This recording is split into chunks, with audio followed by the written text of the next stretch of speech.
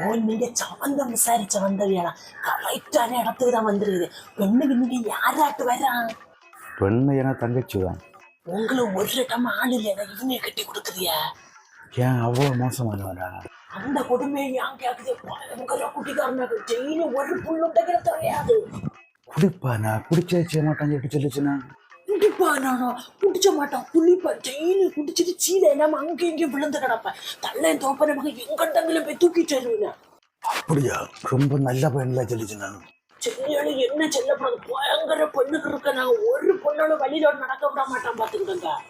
அது மட்டும் இல்ல, யாது பொண்ணால கண்டாலும் உடனே லவ் வந்துடும். ஊருக்குள்ளே 4-5 லவ் உண்டுன்னா பாத்துக்கிட்டுங்க. அது மட்டும் வேலை பண்ண இடத்துல ஒரு பெண்ணை மட்டும் லவ் உண்டாயி கல்யாணம் பண்ணி ஒரு பிள்ளை உண்டு. அப்புறம் பக்கம் என்னதை கொடுத்தா ஒதுக்கி தள்ளிச்சுமா. எப்போ யாரை கண்டாலும் உடனே டபுள் மீனிங்ல தான் பேசுவான் பாத்துக்கிட்டுங்க.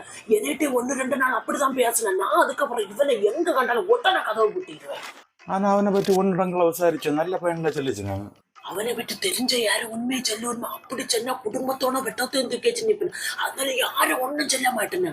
ஆனா எனக்கு உண்மையை மறைச்சு பழக்கம் கிடையாது.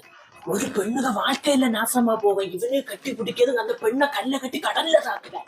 உங்களை பார்த்தது நல்லதா போச்சு. இல்லைன்னு தங்கச்சி வாழ்க்கையில நாசமா போயிருக்கேன். சரி கிளம்பட்டா. ஆக ஒரு கல்யாணத்தை விட சங்கு ஊதியாச்சு.